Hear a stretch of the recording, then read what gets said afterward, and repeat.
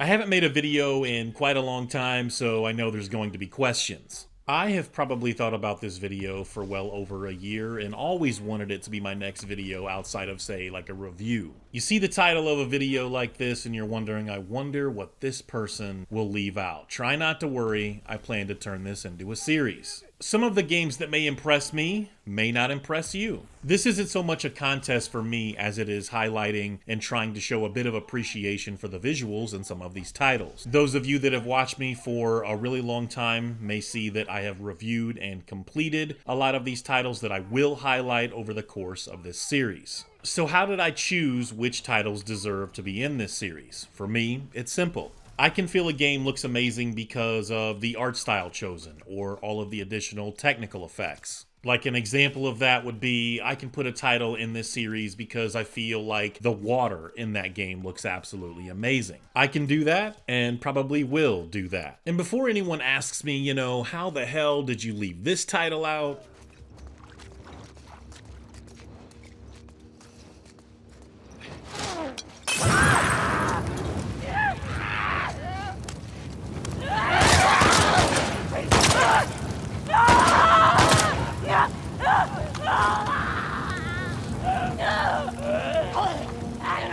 That title didn't end up in your video.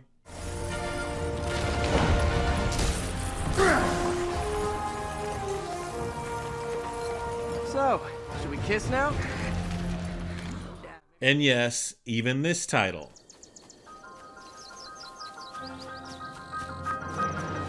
I need you to relax. We will get there.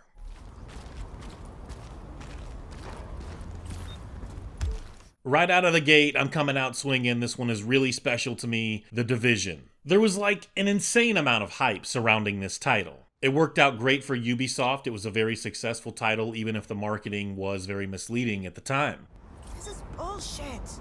The original trailer actually had shown what was quite clearly a target render of their vision. I can still remember how upset people were when the game finally released in 2016 and wasn't nearly as impressive as that trailer. Ubisoft was still pretty top tier for visuals during that time, and honestly, I think they still have some of the most impressive engines. We can talk all week, all month, all year about what their games have become from a gameplay standpoint, and you might argue the success of The Division had something, even if a little something, to do with that. Still, The Division released to somewhat favorable reviews from critics and a very divided community. This game has a very stylized look, and I don't think that there needs to be any argument over whether or not they were shooting for realistic visuals. Not to dig too deep into the gameplay mechanics of the game, but I think a big problem that people had with this is that you have this very stylized, very realistic looking game, but you have these very spongy enemy types. It is a looter shooter with some light RPG elements, so I understood they weren't throwing us into an open world that played like, GTA. It's still a gorgeous game. I mean, just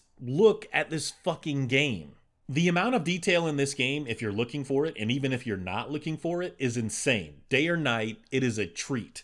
I didn't even have something like an HDR capable display at the time, but for some of the footage I recorded while playing on my 65-inch OLED, I love my monitor colors. My monitor colors are really good, but for a moment I was like, how the hell did I ever play this game on a tiny 1080p monitor without HDR? It looks insane regardless, but that HDR and the overall look of the game on an OLED it's impressive. A sticking point for me in this game's visuals, whether you're talking about the smoke, steam, or the snow falling, there are some color change effects to the lighting for those things depending on the environment. Also, the time of day, like the sun can pierce through the snow, turning it like an orange or yellow. Police car lights can turn things like snow and steam red or blue. At night, even something like green can be a factor with these effects. It's all really impressive, and you know that they had to get the snow right in this game because you consider the time of year, you consider the city, and you named your engine Snowdrop? Yeah, the snow in this game, it is amazing. It leaves something to be desired in terms of the deformation in the snow when you're walking on it or just doing different things, but the actual snowfall,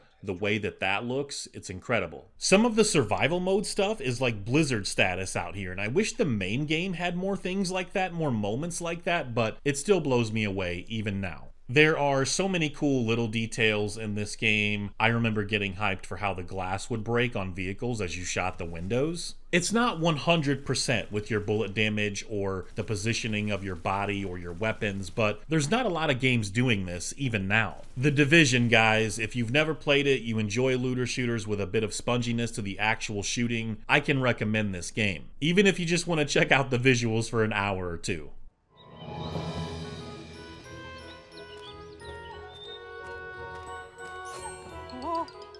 I introduce you to Castle of Illusion starring Mickey Mouse. I know some of you are like, really, Icy? Yes, this game looks amazing and I refuse to budge on that. I mean, look at this game. Admittedly, I have yet to beat this game, but started playing it again recently and didn't realize how insanely beautiful this art style is. It's well polished, man, I'm telling you. It's for your kids, it's for you, it's for other adults. And if you told me Nintendo made this game and I didn't know any better, it's one of those times I'd believe you. I believe it to be that well done. Sure, I mean, there's probably some snobs that feel the changes in this remake make it a lot less challenging than the original, but as we know, that's just something that often happens in modern gaming for better or for worse. This particular version of Castle of Illusion released on Xbox 360 and PlayStation 3 in the 7th generation. Of course, PC is in the mix, and that's where I played for this footage. Windows actually gave me some of that good old auto HDR while playing this on my OLED, and, well,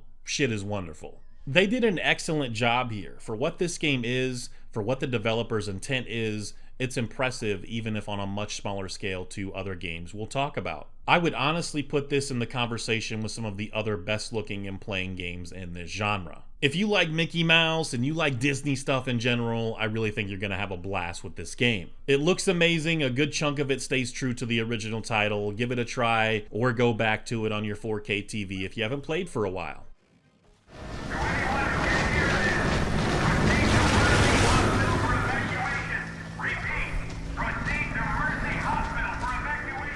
You knew this was coming. You knew at some point during this video or another part in this series, I was going to have a Valve game on my list. And what else? What else would I start with? What did anyone really expect? Of course Left 4 Dead on PC was going to end up on my list. I'm not saying that this is my favorite Valve game, but the playtime I have may suggest otherwise. It's definitely between Left 4 Dead, Portal 2, and Half-Life 2, but I have always loved the look of this game. I remember playing on Xbox 360 and thinking it looked amazing and that the image quality was fantastic. Then you play on PC at something like 1600 by 900, I believe, at the time, with 2 times MSAA and all the graphics turned up. There is no comparison. Valve's techniques, things that they've always done, the source engine, and the image quality in all of their games is second to none. I think right off the top of my head, one of the few companies that comes close is Sony. Some of the better Sony games, some of the better first-party stuff, they have really great image quality, and their studios know how to get the very best out of PlayStation. You couple that with the fact that Sony already has a really good grasp on image quality. They have TVs, they have cameras, so on and so forth. It's not hard to see why I would put them in the same conversation. Valve has little to none of that same experience with many of those things, and their games are still pristine. Even if you don't like Valve games, their image quality, their visuals are some of the best in the industry. Left 4 Dead is no exception. Facial animations or just animation quality in general, a lot of that stuff from Valve, it holds up even today, and I'd argue put some of the games that have released recently to shame. It's crazy because the overall visual quality and animations in a zombie game didn't really have to be as good as they are, but Valve did it anyway. I talked about this in my review for the game, but yeah, those gore effects, the particle effects, those hold up too. I don't make the rules. I can't tell you why a game from 2009 is putting some of the more recent stuff to shame. To me, it's simple things that you can point to in a lot of modern games with violence, like weapons should have impact in games, and you should see that impact in the effort that went into something like Left 4 Dead and making it as good as it is. Like, it is total destruction with some of the weapons in this game and how badly you can fuck up zombies.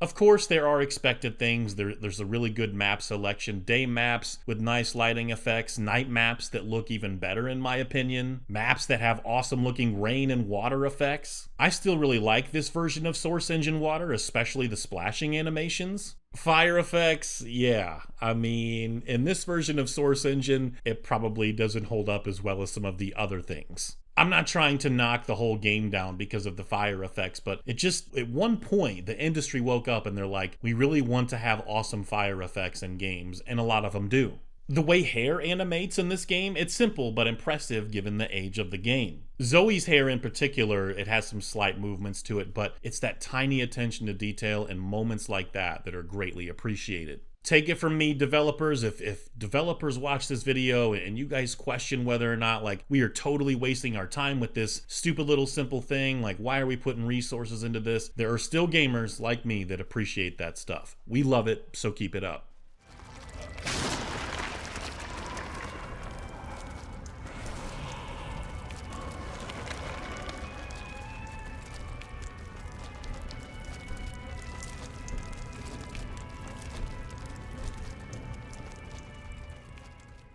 I could have picked the sequel to this game and still found a really good amount of things to say about it. I'm sure this also won't be the last time a Shinji Mikami game ends up on one of my lists. The Evil Within is one of last generation's best games for me, and stands as a really great reason also for me why reviews shouldn't always determine your purchase decisions. We all have that really good handful of games where we're like, you know, I'm going to buy this regardless. I don't care what the reviews say about this game. I know I'm going to like it. I don't care how many copies it sells outside of enough to warrant a sequel, but we all have those games. The Evil Within is one of those for me, and I loved it. Many other Mikami fans love this game, and in many ways, me personally, I'd put it over Resident Evil 4, original or remake. I wouldn't put everything in The Evil Within over Resident Evil 4, but there are some things. I think the atmosphere in this game alone puts a lot of others to shame, whether we're talking about this particular genre or just other genres, other games in general. Some developers just do not understand how to nail atmosphere. But the atmosphere and how well done it is in this game, it's one of the biggest reasons I'll never stop talking about it. Many of the chapters are all really well done. They all have their own unique look and visual presentation, you know, new enemies, new challenges to face as you progress through the game. The Evil Within's visuals have a lot going for it, but it also suffers slightly, just ever so slightly, from running on a modded version of idtech 5. That too will probably not be the last time I bring up idtech 5 in this series. I don't want to completely knock it to the ground. I think idtech 5 is a good engine. It's just not a great one. It's far from a great one, and I can see why Mikami's team felt the need to have their own tweaks for this game. It pays off in a really big way, but also still has its own drawbacks because of the engine. There are times specifically during cutscenes where a lot of these limitations and problems occur. If the camera pans too quickly or switches to one character too quickly, there is some obvious but slight texture pop-in. I have yet to find a really good fix for some of this stuff, but I really don't think it matters what you do, what you tweak. This will likely still be the case with this game, with this engine, many years from now. Some of these same problems, they also occur in the original Rage as well as Wolfenstein New Order. All of those idtech 5 games. Still, it's a beautiful game. The gore and the fire effects are excellent. Those chunks and those little pieces of flesh that come flying off after some headshots, it never gets old. If you're walking through pools of blood, it will remain on Sebastian clothes for a bit even after stepping out. You can also see nice attention to detail like that if you deal damage to an enemy that's standing pretty close to you. Character models. Character models in this game hold up very well in my opinion for a game that is now almost 10 years old. Kidman and Joseph, they look very polished. Sebastian, your protagonist, of course, your protagonist has to have a lot of nice attention to detail, but whether it's gameplay or especially in cutscenes, panning the camera slowly, Sebastian looks great. And who doesn't love that cheesy rolled up sleeves on my detective in the survival horror games look, am I right? Much of the enemy designs, that stuff looks amazing, especially Ruvik. Not only does he have a cool name, but, I mean, he looks cool. Texture work throughout looks really, really good, but again, we're talking about pop-in issues. It does have them. Lighting effects that fit this game's every mood, every chapter, they nailed that stuff. Animations during gameplay or while Sebastian is idle, it's par for the course in a Mikami game. I could really sit here and talk for at least an hour, I feel like, at minimum, about the great visual moments in The Evil Within. First time in the upgrade chair.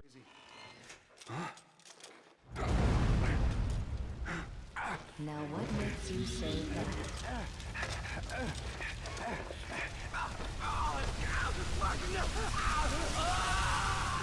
That obvious nod to the original Resident Evil.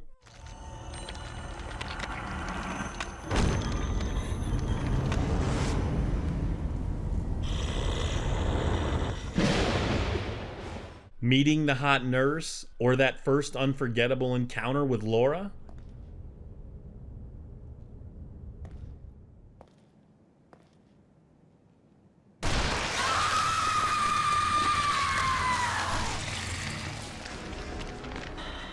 It's truly a special game for me, and I will never forget my first experience with this game and its visuals.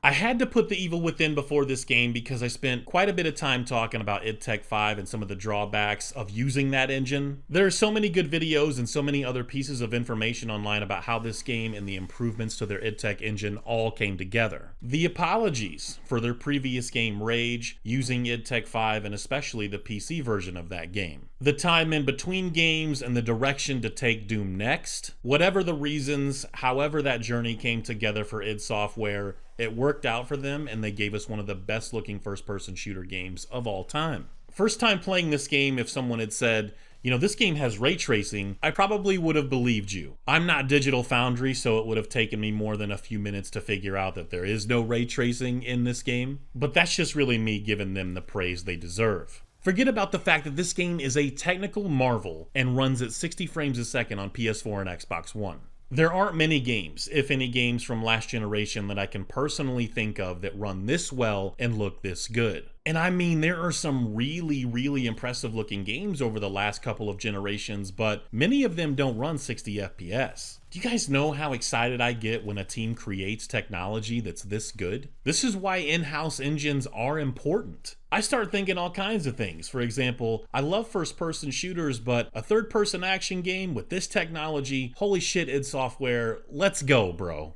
Just in those opening moments of the game where you're breaking free from the chains and shoot a few enemies. That first room is just like, how the hell did they do this? How was this accomplished? The reflections on the floor, the particle effects and the lights in those rooms? It was great to play this on PC from day one, but when you go back and look at Wolfenstein from Machine Games and Rage from id Software, the improvements are night and day. This may not make sense to everyone, but it's like watching a regular Blu-ray movie in 1080p from some no-name studio that didn't really put a lot of effort into it, and then watching a Sony disc in 4K. A lot of those drawbacks like pop-in and such are completely non-existent. They are gone from idtech 6. I certainly haven't noticed any of that stuff during my time with the game. The environments, just the overall texture work here, it is better than anything that id had done up to this point. Atmospheric effects and vastly improved lighting techniques in idtech 6, they're godlike. All of the guns look really detailed and different from each other. The damage that those weapons do, the explosions that cause enemy body parts to drip from the ceiling, the blood that gushes out everywhere on some of the weaker enemy types with headshots. Guys, I mean, it's all there. And your suit, it never looked better. Something like that, it's so simple, but it matters to me. You could spend all day talking about this engine, the beauty of it, the lava at the bottom of one of the earlier areas in the game. Visually speaking, Doom 2016 is just hard to complain about. Even from a gameplay standpoint, which is not what this video is about, it is hard to complain about. It's one of those games I would point to and say, visually, it's perfect, and it won't look dated for quite some time. For now, I hope you enjoyed a look back at some of these titles. And again, the idea is to praise how great some of them still look, and many of them still play great, and that's what it's all about. I will take a look at games from last generation, the one before that, and so on. I have a lot of games that still impress me on some visual level, and we will get to them. Thank you guys so much for watching. I do appreciate it. Have a good one. Peace.